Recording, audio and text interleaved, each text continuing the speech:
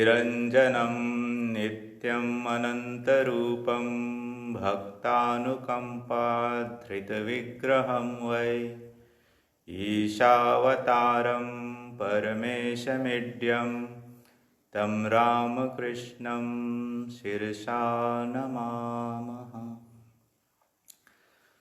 Namaste and welcome to the sixth talk in the series Mind Management Techniques. I hope you are all keeping well and slowly coming out of your lockdown. I hope the experience of being in the lockdown has been useful, not only a painful experience, but you have learned something, some knowledge and wisdom has come out of it. Some lights have been switched on and I hope they are still on. I would like to tell a funny story that I thought could be appropriate to this occasion. The story is that you'll find that in the internet, about a Sufi teaching, a series of small stories, very funny, but has got some deep meaning. So the story is that there is this gentleman, Mullah Nasruddin, who lives in a village in the countryside. He heard from somebody that in a certain place in a village far away, there is an enlightened person. And naturally, an enlightened person is a different person, so he developed an interest and he decided to go and meet this person, see what an enlightened person is. What does it look like? How does he talk, behave, and all that. So he took the journey and went to the village of this particular village and asked his way around to the house of this particular person. And he knocked on the door and the lady came out and he said, I have come to meet so and so. And she said, oh, he's not at home. He has gone out. So he asked, where can I find him?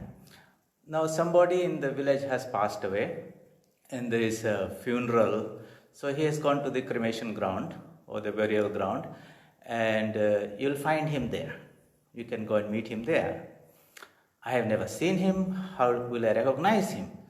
Oh, that's very easy. You will see there's a halo of light around his head. That's very interesting. There are not many people having that type of light around, so it will be pretty easy to recognize him. So off he went to the cremation ground and stood at the gate and looked inside. And he noticed there's a huge crowd, but he saw that everyone had a halo around his head. So he was surprised, which one is this particular enlightened person and how do I distinguish?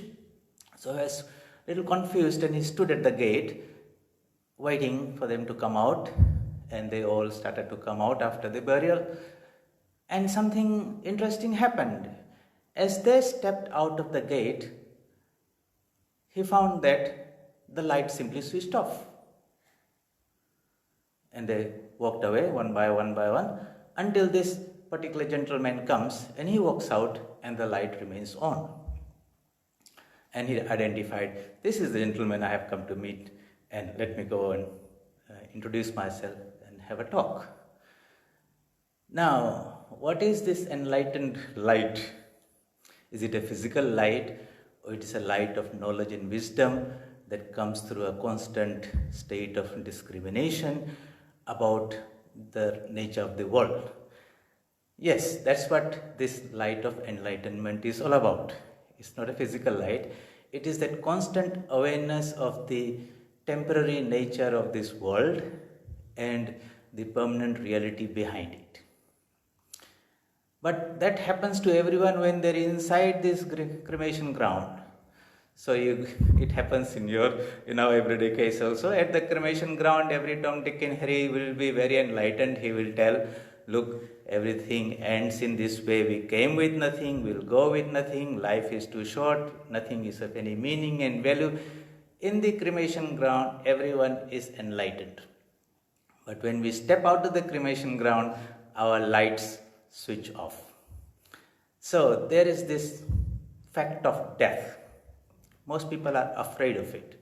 But death itself is a great teacher, provided we are prepared to look at in its face and learn what it's trying to teach us. So when they go to the cremation ground, death is trying to teach them this very important fact of life, that just life and death are two sides of the same coin. One should not only cling to life and try to bury the head in the sand like an ostrich regarding death, but learn to face it. Because beyond death, there is something which even death cannot reach. And that is the real nature of the Atman. The Atman is eternal and immortal. When we realize that, then the fear of death also vanishes. Until that knowledge comes in ignorance, we will have that fear.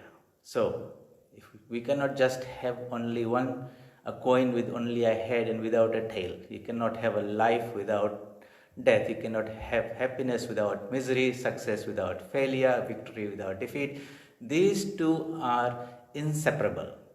So just to cling to life and trying to avoid death is not practical. But we should be able to transcend death also.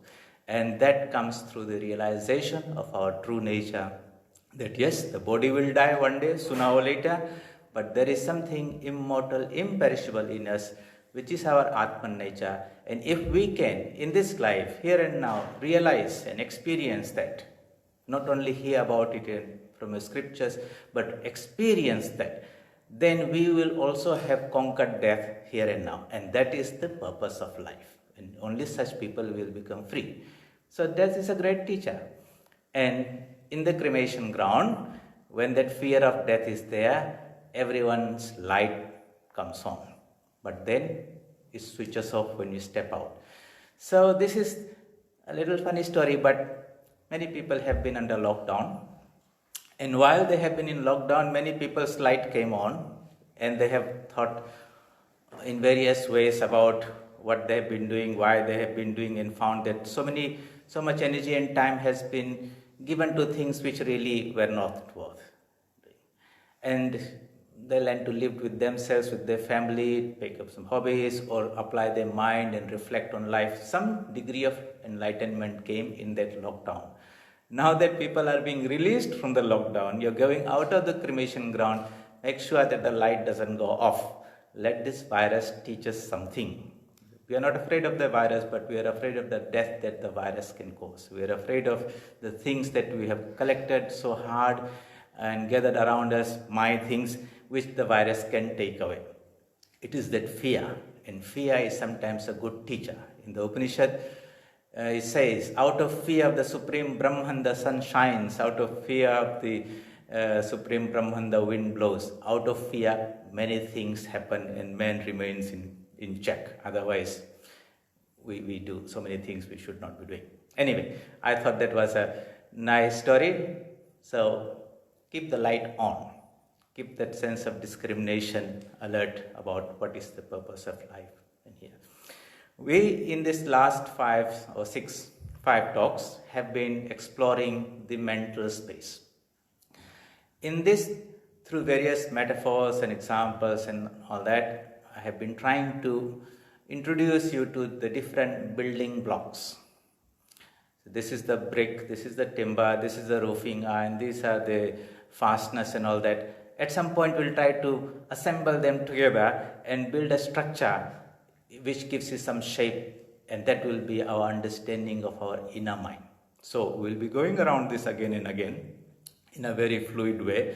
And if you have been following this series of talks from first lesson, you'll be having some idea when we discuss this, some introduction to the ideas. We'll explore them again and again in greater depth, and we hope that some degree of clarity will come and we become more observant of our inner mind, what's happening inside. Because the natural tendency is that the mind is always going out through the 5 senses.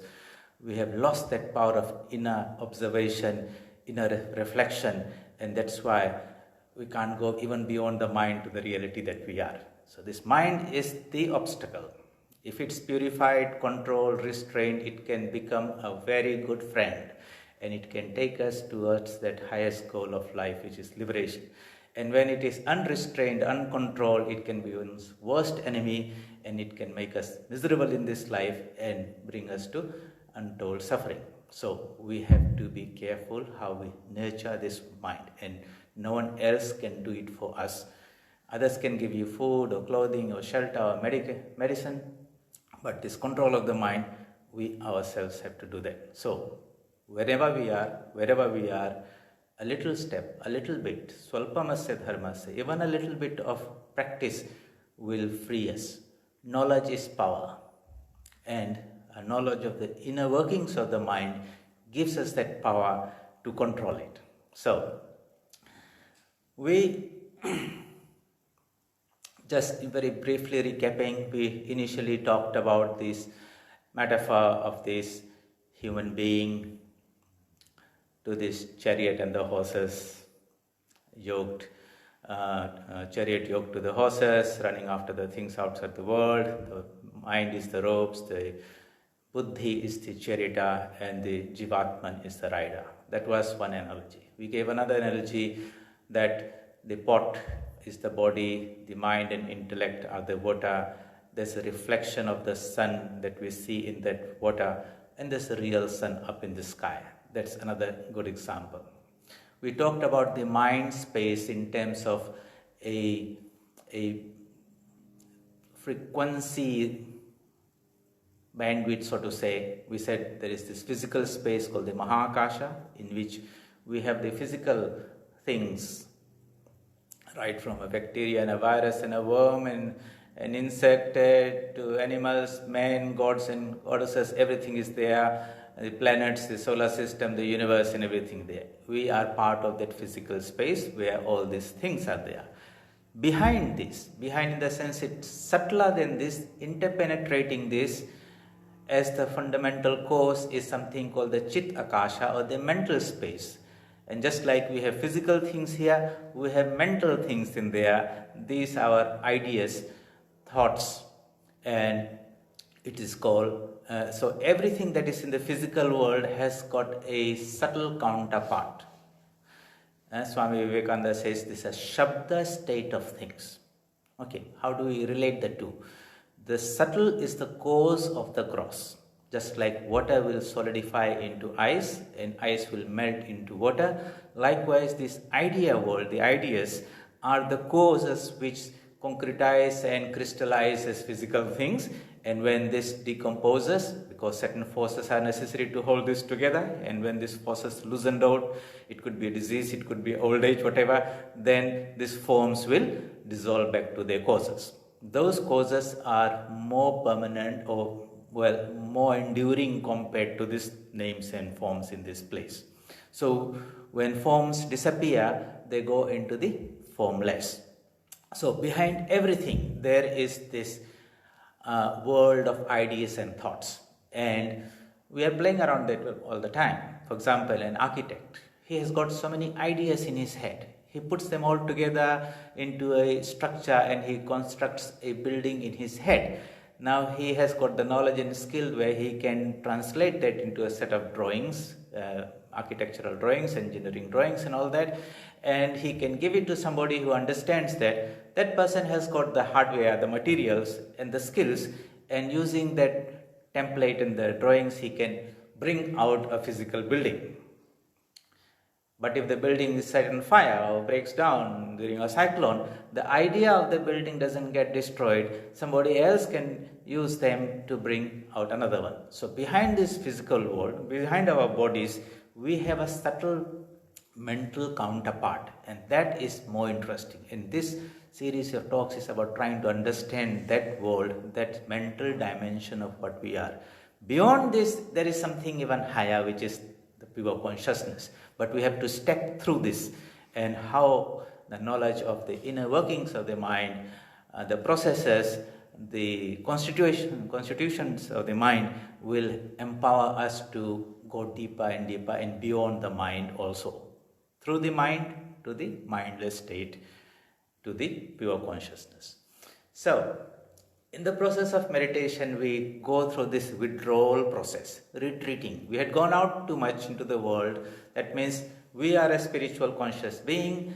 We identified ourselves with this pure I sense called buddhi, and therein appeared an I sense, which is the ego sense, ahamkara. that identified itself with all the thoughts that are in our mind, and you think, I'm knowing, I'm not knowing, I'm happy, I'm unhappy. Basically, those are thoughts separate from us in the mind, but we have become identified with them, and therefore we think we are that. Then we even go further and we become identified with this gross body. When the body is born, we are born. When the body is healthy, we are healthy. Body becomes 50 years old, we celebrate its birthday, say, I am 50 years old. No, we celebrate, if you want, the age of the body. Anyway, the body dies, we say, we die. This is all ignorance. Lack of discrimination between what we really are and what has been superimposed on top of us. The ego has been superimposed, buddhi has been superimposed, another layer of the mind, and then the body, and then this body has got all these sense organs of knowledge, and the mind is somehow paranchikhani, that means always directed outwards, and it is busy with seeing things, eating things, hearing things, and he thinks that the purpose of life is to enjoy and try to live as long as possible in here. Why we are here, where did we come from, where we are going, all those small questions, 3-word questions, who am I? Those things really very rarely come into our mind, and we are just busy with things and life goes on. So we want to withdraw ourselves, retreat. We have gone out to find the physical world, step back into ourselves. So that is the whole idea of the process of yoga or meditation. Today we'll explore that first idea slightly. So in our process of interacting with the world, we have the external things, which are the knowns. We have the instrument through which that things are known, which are called the senses of knowledge, Gyan Indriyas, 5 senses of organs. We see. What do we see? We see the shape and some colors. We hear certain vibrations, which we interpret them as various sounds, and they have some meanings or some music. We smell some odors. We taste some flavors. We can touch and feel some tactile, something that is touching us, or even fluctuations in temperatures. And these 5 sense organs present the world to us.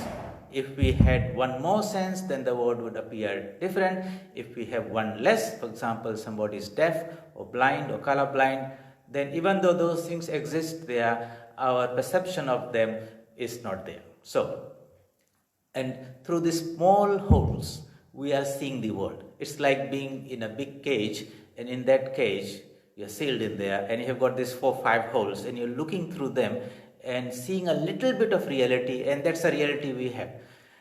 Being enlightened, Sri Ramakrishna says, is like somebody living inside a glass cage. He has full access of everything, knowledge all around. That is what enlightenment is all about. That means, how do we do that? The metal has to be transformed into glass, transparent glass. That means the tamas and the rajas that is in the mind has to be reduced, and the sattva element has to come, then it becomes transparent. These 3 things happen in the mind, and therefore the mind is the cause of bondage when it is full of tamas and rajas, and the mind itself becomes the cause of liberation when it is by sattvic. How do we transform this mind from this rajasic and tamasic influence into a sattvic mind, and then everything which is there all the time becomes revealed to us. We don't create anything. Gods and goddesses, heavens, and I am the Atman of consciousness. Nothing is created. It's just that because of this blockage of the mind, we are not able to apprehend it, perceive it together. And we live in this little prison house of the mind, and we are happy inside, we are miserable inside, and we want to remain inside it also. That's the worst part of it. Very few people understand that they are in bondage and that they should seek for freedom. Okay, so here we have this external things, knowns, the 5 sense organs, the instruments of knowledge, and the nava is the mind we feel. So these 3 things are there. Jnanam is the knowledge that comes. Jnata is the knower. Jnaya is the thing known. These three appear to be separate. In our perception, we lump it together, so we don't say, I am the Atman, and here are my sense organs, and these things are known. We club it together. If I say, this is a chair, actually the chair is there, I am knowing the chair, I am different from the chair, and there's a process of knowledge, and the three are separate, but we don't have that discrimination, that fine discrimination, that everything gets clubbed together and we think it's all bundled up. Yoga gives us, meditation gives us the capacity to separate it, to zoom into things and separate them around and see the distinction between one another. So what we want is, what the problem is that this external world with constant changes is constantly bombarding us with signals through our five sense organs. And these signals, when they come here, either it is sight or sound or taste, whatever, it creates ripples in the mind. These are called chitta vrittis, waves. Okay. And when these constant waves are there, they muddle up the surface of the lake of the mind. And there's so many waves that the inner light that is there is not coming through. It's coming through in a very, very dull way. It's not shining in full, if the lake was perfectly still like a sheet of glass. Then you don't even notice the surface, the light just comes through. So in a yogi, he systematically practices the discipline of reducing the waves, okay, until the goal is that he will totally make the mind waveless, chitta vritti nirodha, and in that mind at that time, he understands his distinction from the waves, that he is the pure consciousness, the Purusha. And he abides in himself. I am that reality. I am eternal. I am immortal. I am pure. I am the embodiment of infinite knowledge, infinite bliss. I am the immortal being. That knowledge of our true nature, when I am trying to see that in the mind with all these waves, I am not getting a very good, clear reflection of myself. So it's like looking at yourself in a mirror, which has got a lot of dust in there. You see some hazy picture and this and that, Nowadays you got all these mirrors also that can make you appear different. Okay, they can make you appear fat or tall or this and that. And if you did not know yourself, you'll think that really I am like that. Our perception and conception of ourselves is looking at ourselves in this mirror of Prakriti, nature, made out of three gunas. And where there is greater transparency, sattva guna, we see a clear picture of ourselves. Where there is rajas, too many waves are there, then the picture is getting muddled. And where there is too much tamas, darkness, we see some grey ghost type of thing in there. So you'll see where what we see of ourselves is not ourselves but our reflection of ourselves. While we are the pure being, in ignorance we see a shadow of what we really are. How do we rectify the situation? How do we make the separation of the consciousness from nature? Nature made out of three gunas. So we have gone out into this nature, and now we have to trace our way back. So step by step we will withdraw the mind, pull it back, and then try to abide in ourselves. That abiding in our own nature, without getting identified with things out there, without saying I is good, as pure coin. When we bring this M in something else and mix it together, that's where the problem comes. Whether I am this individual, I am this mind with my knowledge and experience and all those things, my profession, or I am this body, and we make it even more complicated by attaching it to other things outside with the sense of mind. So this I and mine, ami, amar, this is Maya. And this is, so long these two remain, we will remain in this bondage and not know ourselves, and in ignorance we'll do all funny things, crazy things which we should not do. How do we get out of this mess that we have got into? So the process is retreating, getting back, analyzing, using this power of internal observation and analysis and saying, yes, outside world are things that are constantly changing. This is part of what is called Jagat, always moving. Nothing is permanent there. Today I have it, tomorrow it will go. So I'm looking for something permanent. I would not find in impermanent things. So I'll give up that pursuit. Even happiness that I get there is for a fraction of a second. Next moment it's gone. So I want permanent bliss. I just don't want a little bit of happiness. I want eternal peace. I don't want a little bit of knowledge of external things. I want that illumination which is omniscient. All knowledge is there without any ignorance of knowledge, without any ignorance. That when we set that type of goal and understand that whatever we are seeking for is not out there or it's not possible out there, you'll get a reflection, but it's not you. I'm not going to be happy with that reflection. No matter how good the reflection is, it is only a reflection, it's only an image. We might like it. Okay, some people do that, you will see. That's why we have these photographs, You dress yourself well, with the best dresses and put all your best ornaments and everything, go to a studio and take a photo and then you frame it and say, that is me. That's nicely dressed, that's not you, that's an image of you. And that's also, you took it when you're looking very good and you want to hold it. Other times you're not looking so beautiful, you don't take those photos and that is me also. Anyway, that is the inner beauty that we are trying to express it in outer things and capture it. Because deep inside we know we are the most beautiful thing. But we are trying to project it out in something which is not beautiful, and this life is a constant effort to manifest the infinite things. Okay, deep inside we know we are immortal, but we try to make the body immortal. Okay, we are infinite knowledge, but we're trying to get knowledge out there. We are infinite bliss, but we're trying to find happiness in small things. This confusion is called ignorance. And spiritual knowledge dispels that ignorance slowly, step by step by step. So, here we go. First, we shut off the outside world. Understand. Shut off means not simply going and sitting in a mountain cave or something. That might help because the physical distractions are not there.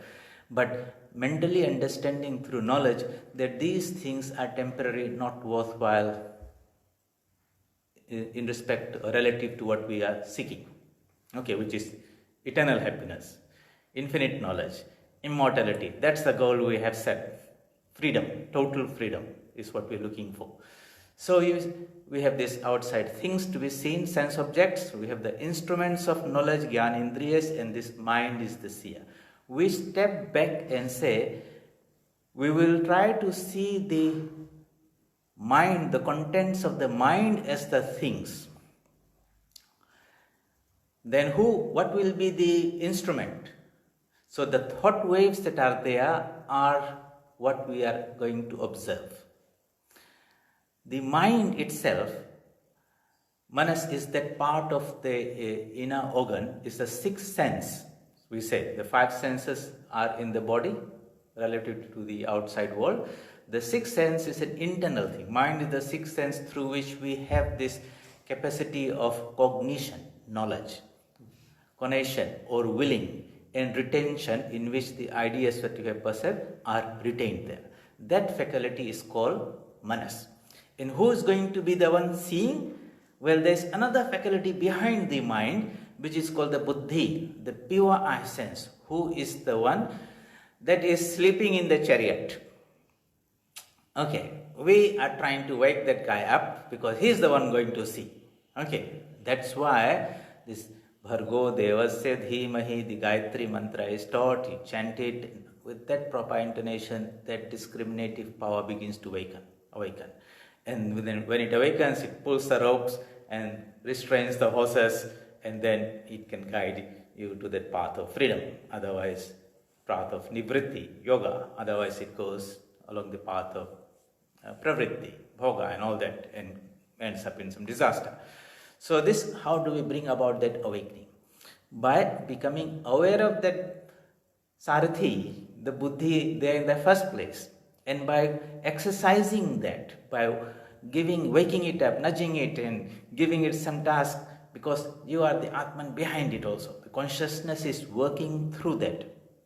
Okay, these sense objects or the objects outside in the world is part of nature, made of the three gunas, like you. So are the senses. They don't have their own sentiency, they don't have intelligence or consciousness on themselves, just like a dead person lying down there.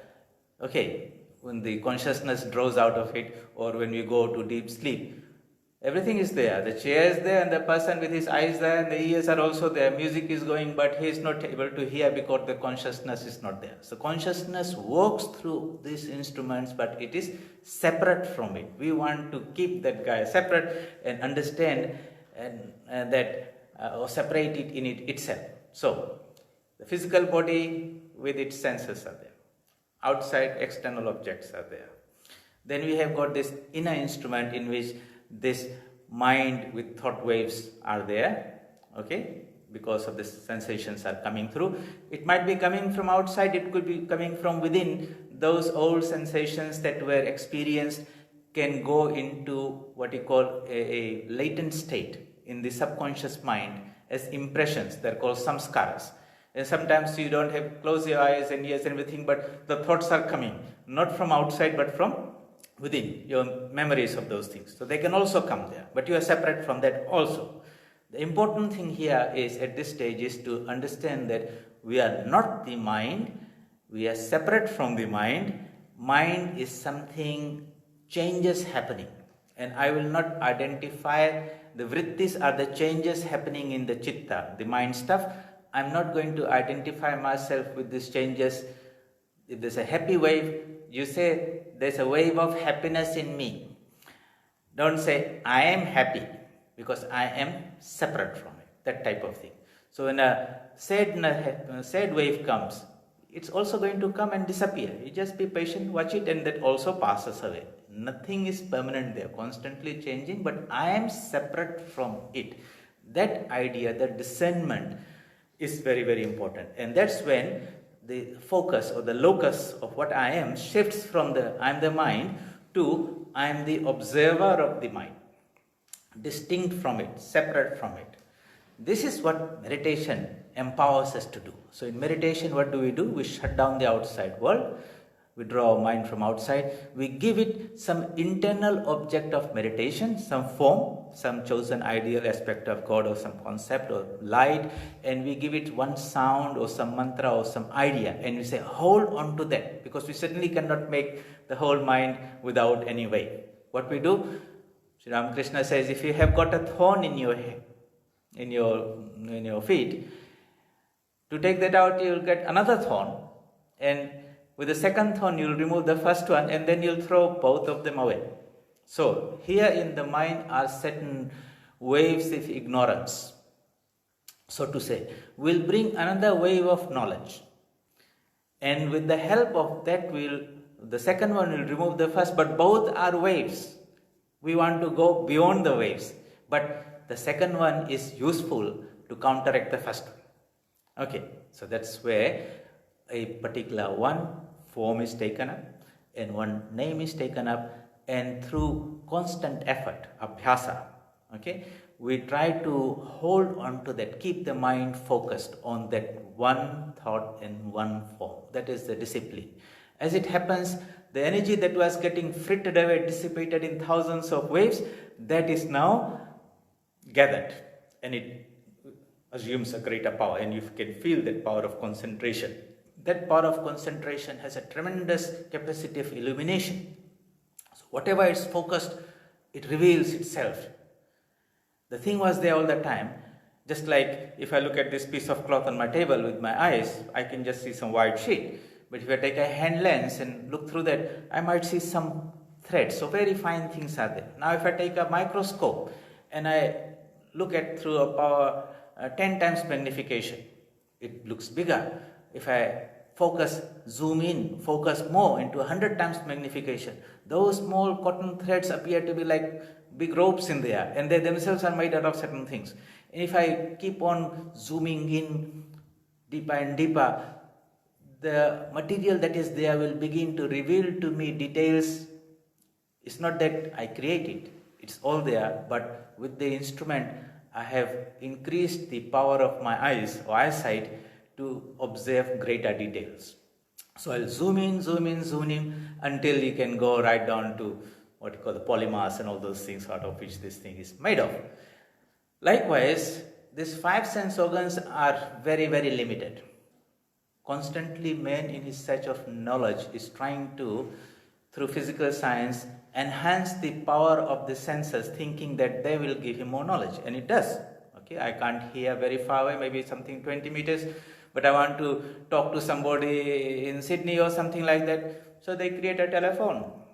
Somebody talks there and I can hear, and I talk from here, he can hear. I can't see something very far away, then they create a TV. Now it's available on your phone also. What is happening far away, I can immediately see.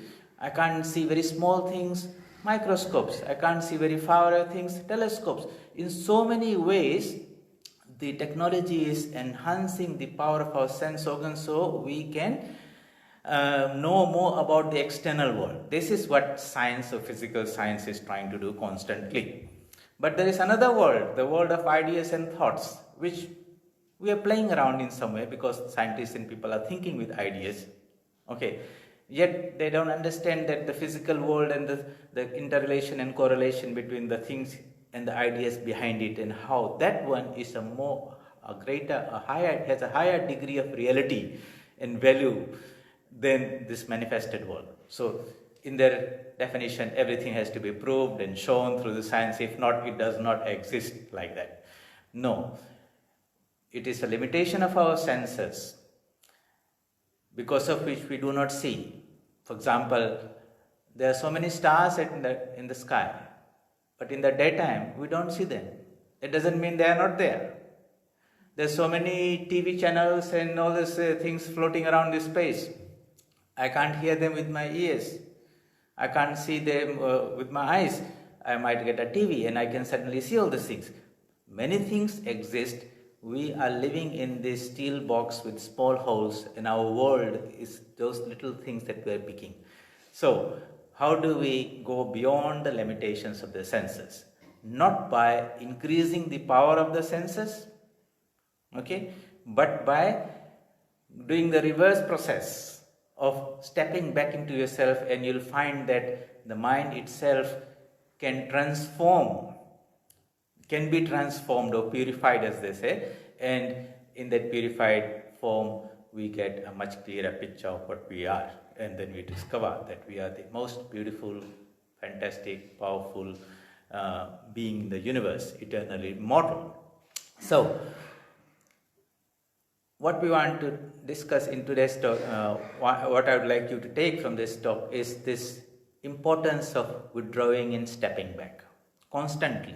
Being alert, restraining the senses, horses going outside with the spirit understanding of discrimination, that whatever we are seeking for is not out there. This is a very limited perception of the world, and no matter how much we try, we are not going to achieve our goal in the outside external world. What's the process? Pulling back and say, let's start observing the thoughts. What type of thoughts are coming? We are separate from the thoughts. Awaken this mind, the observer, and this buddhi, who is going to restrain the mind and watch. So in the process of meditation, when we sit down and say, okay, visualize this particular divine form or this light, repeat this mantra or Om, you'll find that because of the previous tendencies and habits, the mind will do 1 or 2 loops and a little bit of visualization, and then before you know it has shot off and gone off and busy around there. And then you suddenly wake up and catch him. He's gone up to your workplace and say, hey, we are supposed to be sitting and meditating on some wonderful, beautiful idea. I didn't ask you to meditate whole day. I just said we will do it for 15 minutes. And you didn't, simply sneaked away. Now let's go back. So you might be a strong disciplinarian. He said, get up, forcefully bring him. That guy, the mind is dragged in, screaming and chasing, and is not very happy. That's one way. The other way is to talk to it nicely and explain to him, my friend, 10 hours we are going to do this anyway. 15 minutes, let us contemplate on something very nice. let's try and see what happens. It might be good. If it's good, we'll continue. Just like a good friend, you talk to your mind and he'll say, okay, fine, we'll give it a shot and see. And say, that was not bad, that's good. And like that, it cultivates a taste and says, wow, this is very nice, very soothing, it's very calm. Whenever I'm very stressed out there, I know I can come into this mode. That is how we have to talk to ourselves. We are always talking to ourselves. Talking to people outside, the thought process that is going in, watching, that is our internal conversation is going there. Have some good spiritual conversation where your higher mind is your teacher, trying to talk to your lower mind, which is active. The reflective mind, when the buddhi wakes up, it will begin to talk to the mind which is active. Do this, don't do this. That's what conversation is happening all the time. That's what we call decision making and all these things. Somebody is guiding. You might say, I've got an intuition, I got a sixth sense, I have a feeling.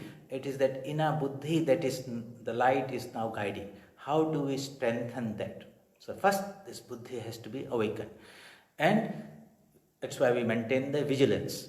So, when we try to give this mind one thought and one form, okay, we are trying to increase the concentration of the mind and make it what is called the ekagrama, one pointed mind.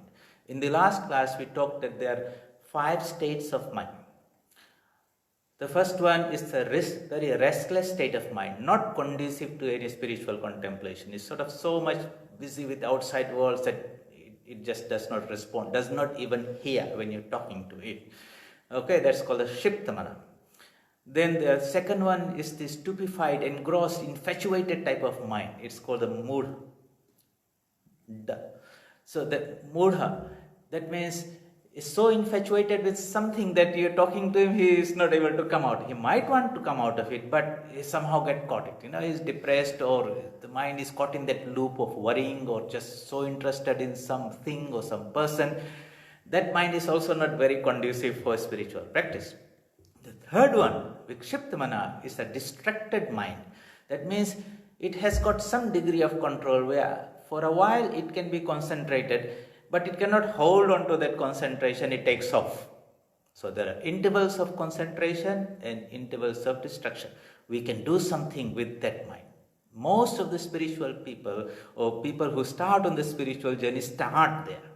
And they discover that yes, when we are trying to do some spiritual meditation or something, there is a period of concentration, but then there are these big periods of distraction.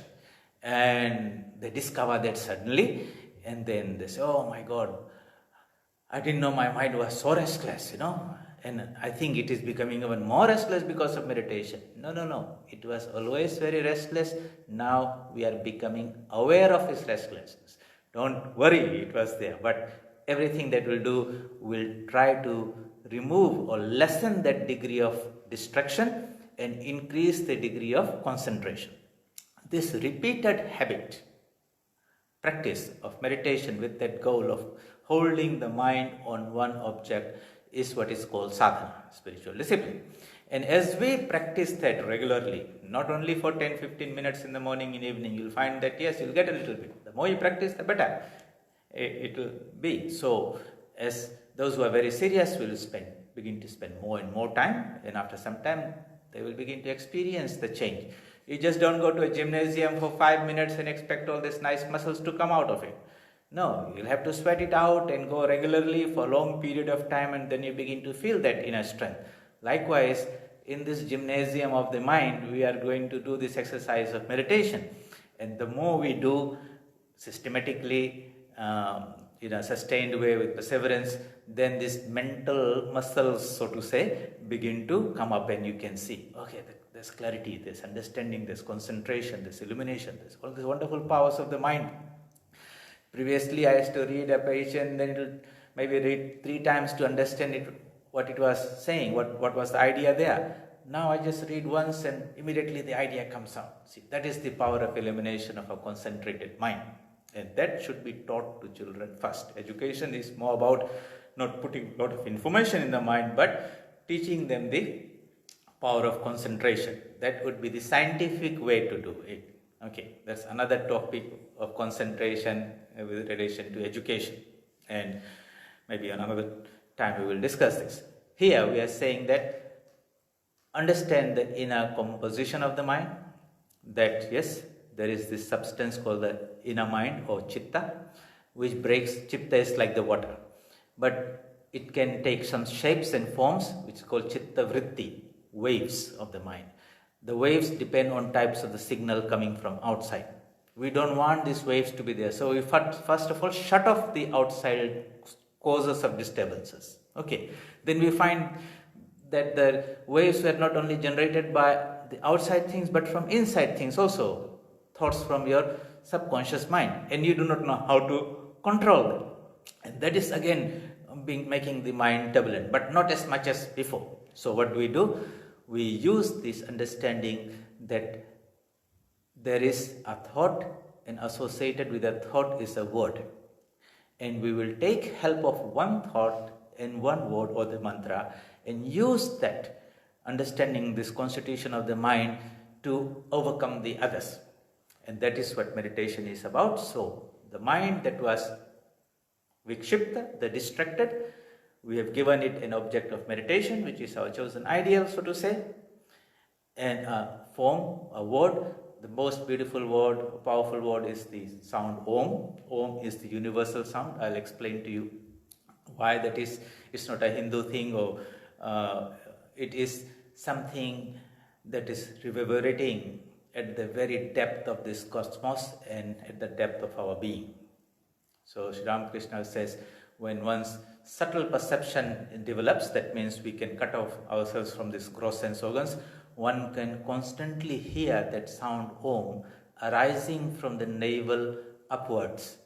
It is anahata dhvani, sound that is created without any cause creating it.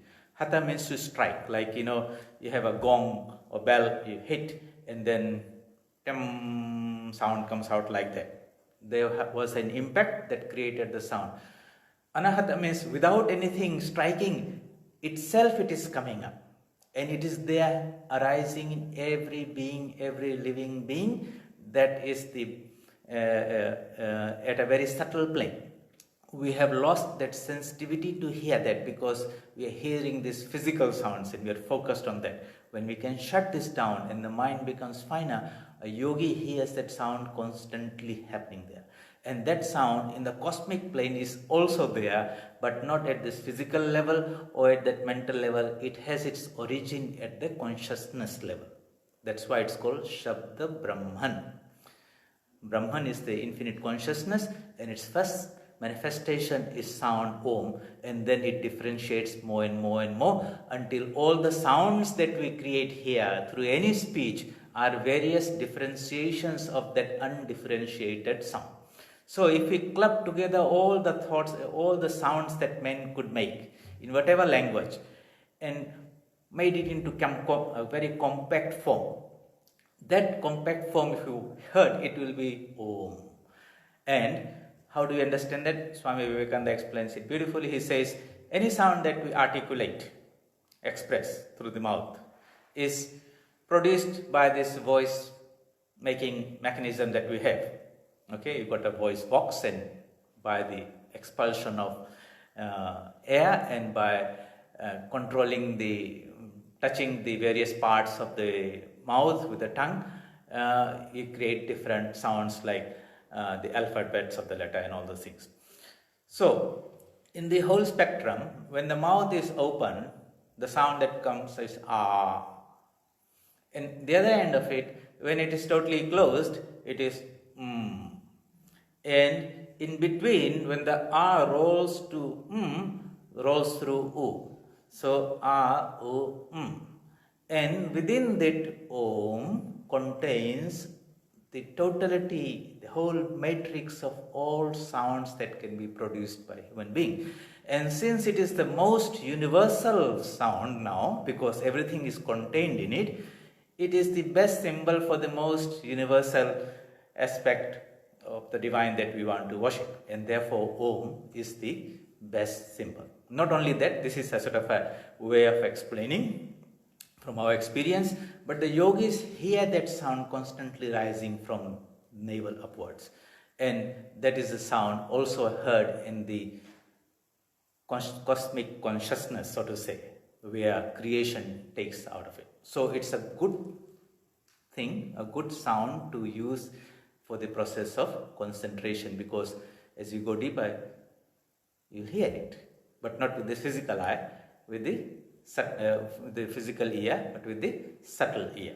And the mind becomes purer. It's there all the time, it's here and now. It's just that we don't have the sensitivity to it. Our sense of hearing is too dull, so to say. It doesn't catch that fine frequency. Anyway, now suppose we decided that we'll pick up any particular divine form or even just a light and focus our mind on that and say it's not just physical light, but it's the light of consciousness, and it is that light within me, and that is the light, it's a living light. Life and everything that I feel, it is because of that. It's not like an objective light, it's a subjective light. That means it is because of that light that I am aware of myself as I, start off, that pure sense, buddhi. It is because of that light the thought waves are being illumined. Okay. It is because of that light that the senses function. The eyes are seeing, the ears are hearing and all that. And it is because of that light I am aware of myself and the world around me. That is that consciousness we are talking about. We want to get acquainted with that. It is our true nature. We cannot objectify it and say, can we study consciousness as separate from ourselves? We are that. A subject cannot be objectified, otherwise it will not be a subject anymore. So that's where the problem with science is. They want to objectify everything. We can objectify everything, but we cannot objectify ourselves. I can't jump out of myself like that. Okay, but we can see our reflections in the mirror. I am always going to be different from the reflection. It might be a nice clean mirror. I can see myself beautiful in there, but I can't make any change in the image that will be reflected on me. That means if I take a shaving blade and try to shave the image on the mirror, I will not get a shave. Okay, so we can clean the mirror and get a better reflection, but at some point we have to understand it's only a reflection. And a reflection by its nature is very interesting. So we had this second example where you said this pot is this physical body, the water is the mind and intellect, in which there is a reflection of a sun. When you look into it, you see a round thing shining, and that is because there is a sun in the sky. Of course, we know the sun in the sky is a very huge thing, very big, very hot and all that. All those characteristics of the huge sun are not in the reflection. That is very far away. It's not changing. But here if you touch the water, and the water begins to move, and the reflection begins to move. That means the changes in the mind and intellect are superimposed on the reflection. When the mind is changing, we think the reflection is changing. When the water is moving, we think the sun is moving. To a little child who doesn't have that understanding in reflection, he thinks this reflection might be alive. It's moving, it's thinking, it's living. But it's the movement of the water that is making it appear to move. So what is a reflection? Well, reflection is light hitting something and bouncing back to us. That is called a reflection. And when this process of bouncing takes place at the junction, it brings about a change. It's called, when you look at yourself in the mirror, the you here and your right ear and the right ear of the image are not same. It's called lateral inversion. It changes one from the other. So this junction, avidya, I sense that is in us, is a junction between the light coming from the sun and falling on the water and bouncing back, and we see that reflection. In that reflection, just like the right becomes left, something similar happens to us also. Alright? So, that which are the qualities of the water, so to say, are being superimposed on the qualities of the soul. Very interesting. There's a lateral inversion, it's a reversal. And that is the definition of avidya or ignorance given in the Patanjali Yoga Sutras. Okay. So, what does it say? That which is constantly changing, we take that to be unchanging. That which is full of misery, suffering, we take that to be happy. That which is impure, look at the body. What is it? It's this framework of a skeleton, tied together with ligaments, stitched together with muscles and tendons, and then packed in this skin, a bag of a body, in which you have your plumbing system of your blood vessels and all those things. You have got the pump of the heart, you have the filter of the kidney, and all those type of things are there. Blood.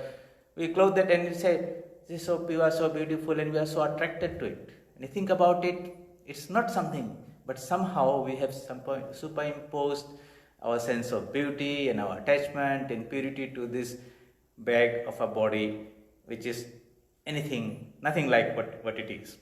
So these are the qualities of the Atman, the purity, the bliss, the immortal nature of the Atman. And when it is reflected on this body-mind consciousness, somehow it gets mixed up and confused, so to say. This is what is called ignorance. I am not this body, I am not this mind, I am something separate from it. That is true knowledge. How do we, through a process of proper discrimination, this is called vichara, viveka, reinforcing that idea through meditation, separate ourselves from this identification with this body, with this mind, and even with this reflection that we are, because we are really the infinite sun in the sky. We never came down, we were never born, we never die. There can be one pot having one reflection, there can be a billion pots having billion reflections. Even if all the pots get destroyed, it does not make any difference to the sun in the sky. Likewise, billions of beings come into this universe, they live for a while, they disappear. It does not make any difference to the universal consciousness. This world is something like that. It is only when we become totally identified with this body-mind complex and have our sense of our identity with this, and then attach ourselves to things outside it. Having one body is bad enough. Having another one as a company is worse, and then multiplying, and then linking yourselves to so many things. That is how I and mind comes.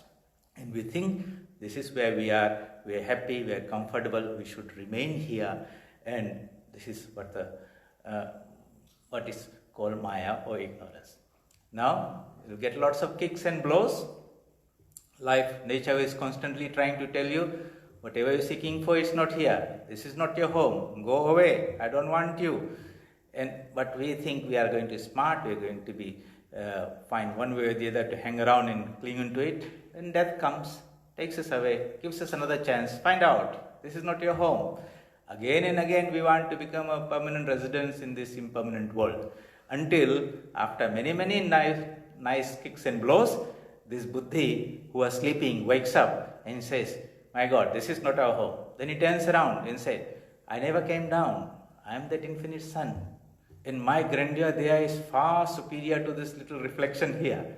When that discrimination comes and that joy comes and that freedom comes, then that is really literally out of this world.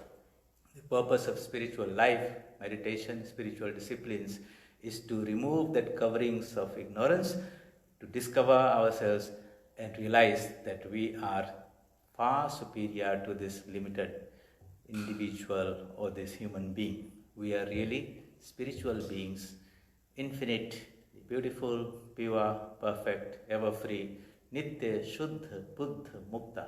Nitya, eternal, Shuddha, pure, Buddha, full of consciousness, Mukta, free.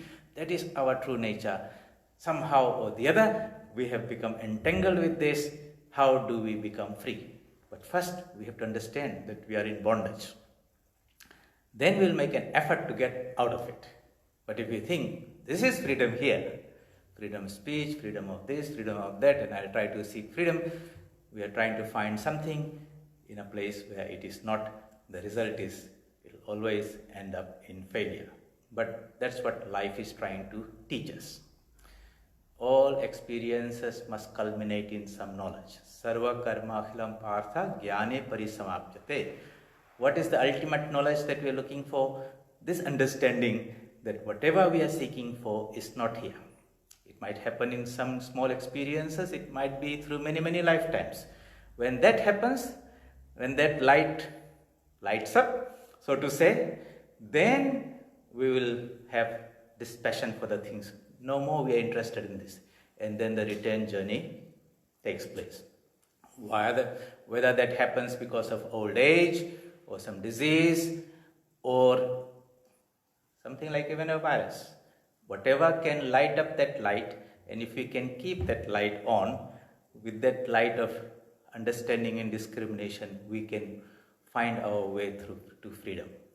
Let that light remain on as much as possible.